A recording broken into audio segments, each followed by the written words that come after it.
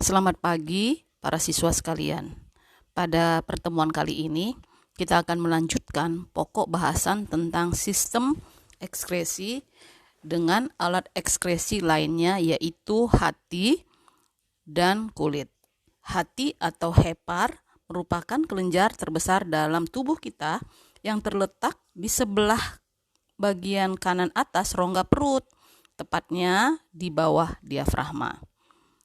Nah, hati kita ini terdiri dari dua lobus atau gelambir. Kamu bisa lihat di gambarnya, ya. Nah, beratnya ini sekitar 2 kilo. Seperti yang kita ketahui bahwa hati berperan dalam sistem pencernaan. Selain itu, hati juga berperan dalam sistem ekskresi. Oleh karena itu, hati dikenal sebagai organ yang berperan ganda. Kita akan lihat fungsi hati. Nah, di situ bisa kamu baca, menyimpan gula dalam bentuk glikogen, mengatur kadar gula darah, membentuk urea dari amonia, menawarkan racun, membentuk vitamin A dari provitamin A, tempat pembentukan fibrinogen, dan protrombin. Proses yang terjadi di dalam hati. Kalau kita ingat kembali pelajaran dalam semester sebelumnya tentang sistem peredaran darah, nah eritrosit kan usianya sekitar 120 hari. Eritrosit yang sudah tua ini akan dibawa ke dalam hati untuk dirombak. Nah, eritrosit berwarna merah karena adanya hemoglobin. Hemoglobin ini dirombak menjadi 3, yaitu Fe. Nah, Fe ini adalah zat besi yang merupakan inti dari eritrosit. Nanti dia dibawa ke hati, selanjutnya ke sumsum tulang. Yang kedua, hasil pemecahan hemoglobin adalah globin. Globin ini merupakan protein darah, nanti digunakan untuk membentuk hemoglobin yang baru. Selanjutnya, yang ketiga adalah hemin. Hemin ini dirombak menjadi bilirubin atau pigmen pada empedu. Selanjutnya, nanti bilirubin ini dibawa ke usus, mengalami oksidasi menjadi urobilin yang memberi warna pada urin dan sterkobilin yang memberi warna pada feses kita. Yang terakhir kita akan membahas tentang kulit atau integumen atau kutis. Kulit merupakan organ terbesar yang terdapat di seluruh permukaan tubuh kita. Kulit terdiri dari beberapa jaringan yang berfungsi khas. Kamu bisa melihat di sini fungsi kulit itu mengeluarkan keringat. Ini kaitannya sebagai alat ekskresi, lalu sebagai pelindung tubuh, mengatur suhu tubuh, penerima rangsang, dan mencegah kehilangan air. Perhatikan bagian-bagian dari kulit. Kulit itu terdiri dari 3 lapis. Perhatikan gambarnya dengan baik. Yang pertama, epidermis atau kulit luar. Yang kedua, dermis atau kulit jangat. Yang ketiga, hipodermis. Hipodermis itu disebut juga sebagai jaringan ikat bawah kulit, atau kalau saya menyingkatnya jibaku, disebut juga sebagai subkutan. Baik anakku ya, kita akan bahas lapisan yang pertama, yaitu epidermis atau kulit ari. Nah, epidermis atau kulit ari adalah lapisan tipis yang ada pada bagian kulit luar. Dari seluruh ketebalan kulit, epidermis ini hanya 5% dengan tingkat ketebalan yang berbeda.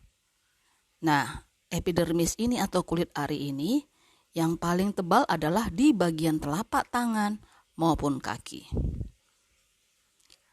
Epidermis terdiri dari 2 lapisan utama. Mohon maaf ya nak ya, gambarnya jadi berantakan. PPT-nya ini panah-panahnya kurang tepat ya.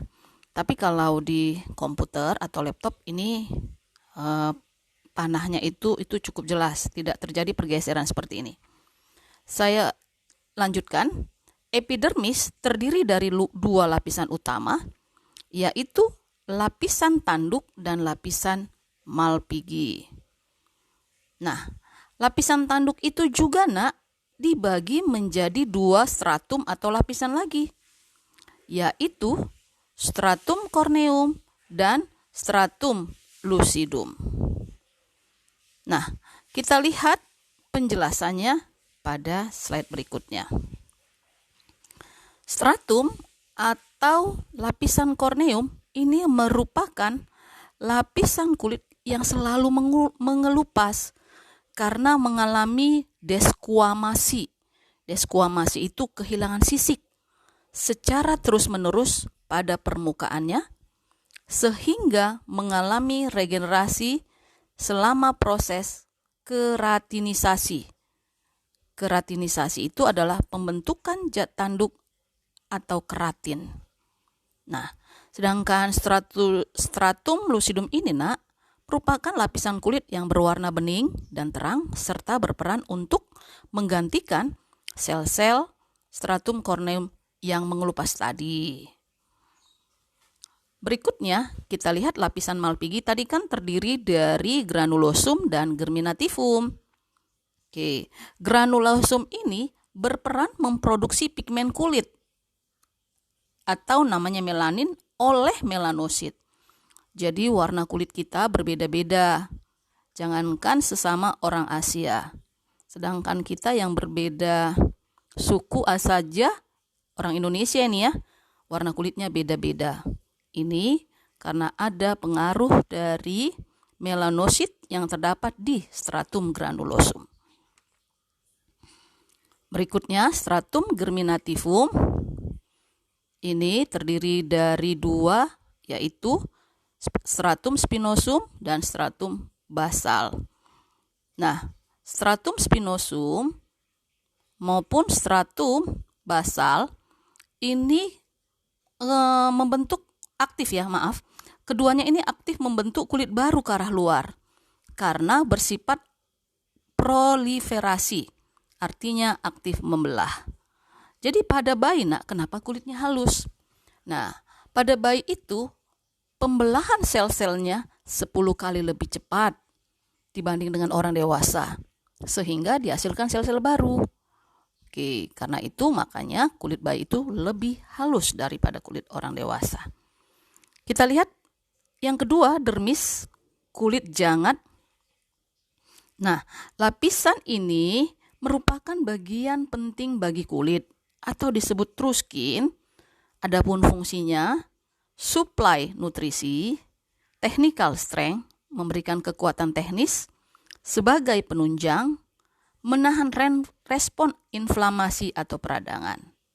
Ya, kita lihat ya gambarnya. Oke. Kalian perhatikan gambar kulit jangat atau dermis.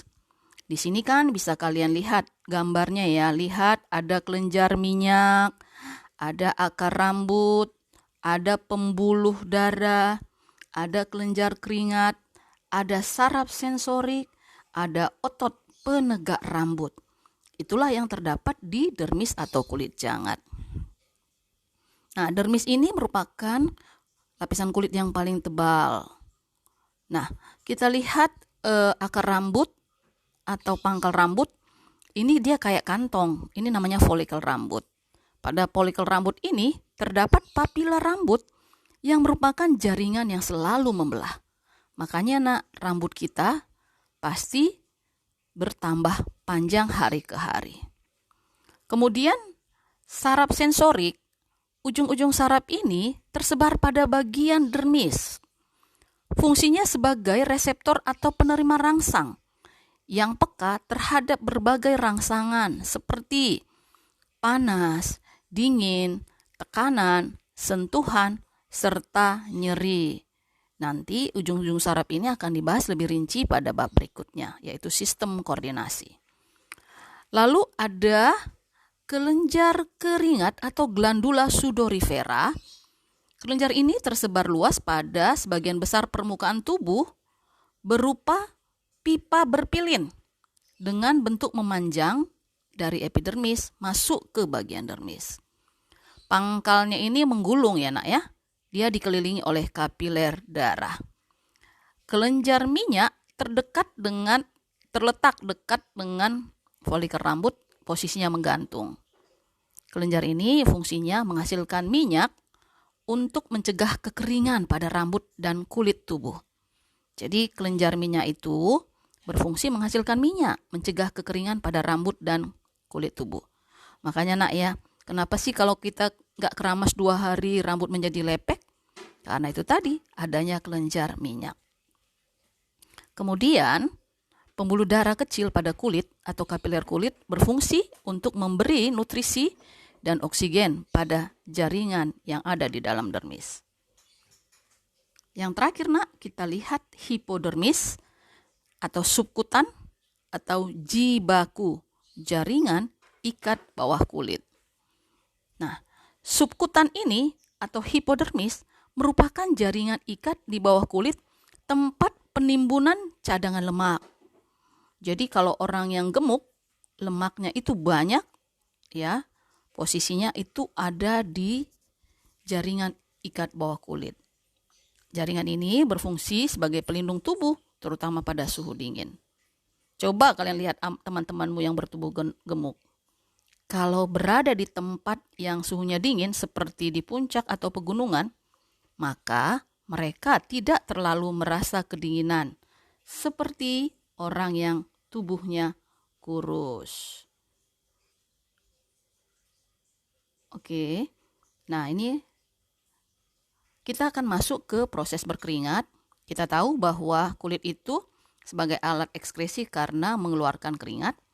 Proses ini dipengaruhi oleh hipotalamus. Hipotalamus merupakan sistem saraf pusat yang mengatur suhu tubuh menghasilkan enzim bradikinin. Enzim ini berfungsi untuk mengatur kerja kelenjar keringat untuk mengeluarkan keringat. Selain dipengaruhi oleh hipotalamus ini, kerja keringat dipengaruhi juga oleh perubahan suhu lingkungan dan pembuluh darah. Jadi, ada kerjasama antara hipotalamus, suhu lingkungan, dan pembuluh darah. Nah, kita lihat bagaimana proses kita berkeringat. Ketika suhu lingkungan tinggi atau cuaca terasa panas, maka hipotalamus akan bekerja menstimulasi kelenjar keringat menjadi aktif. Ini ditandai dengan pembuluh darah melebar. Dengan keadaan di mana pembuluh darah melebar, air dan sisa metabolisme dikeluarkan melalui peristiwa penguapan. Inilah yang dikenal sebagai berkeringat. Bagi anak-anakku, demikian penjelasan saya tentang organ ekskresi, hati, dan kulit. Untuk paru-paru, saya tidak menjelaskannya lagi karena kalian sudah mendapat penjelasan yang cukup panjang saat materi sistem respirasi. Terima kasih untuk perhatian kalian. Salam sehat selalu, selamat pagi.